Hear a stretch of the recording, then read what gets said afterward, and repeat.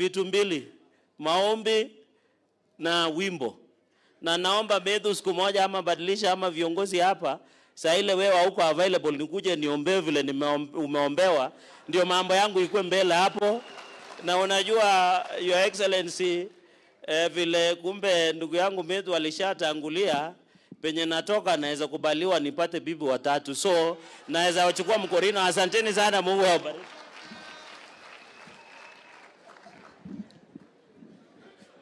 Kwa hivyo asante sana Mheshimiwa Naibu wa Rais. Ndugu Cherargei, vile umesema tumekubaliana na wewe. Kama mnataka Naibu wa Rais akuje atembee huko kwenu, sisi hatuna shida, akuje atembee, lakini mambo ni mawili. Akitembea huko kwenu asubuhi, lazima akuje hapa jioni kama vile alianzia jioni.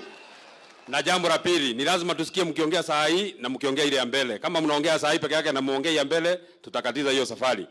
Kwa hivyo President, tunashukuru sana. Asante sana kwa sababu ya kutunganisha sisi sote. Asante sana.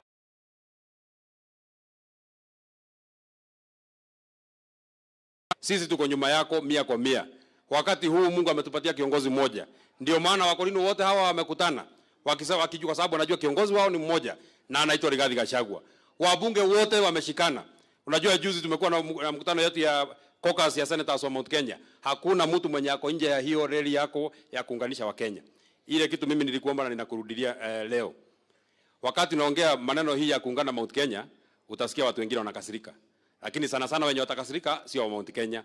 Na nilikwambia jana na nitarudia leo. Wakati ukienda kuokoka, uone shetani anakupigia makofi, unafaa kuacha kuokoka kwa sababu najua shetani hafai kukupigia makofi. Kwa heshima kubwa nimkaribishe kiongozi wa wengi, Mheshimiwa Kimani Ichung'wah. Na Your Excellency, huyu Kimani Ichung'wah kwa kazi yangu ya kuwa senator, huyu alinisaidia. Kwa sababu alinisaidia akanitoa kwa chama ndogo akanileta kwa chama kubwa.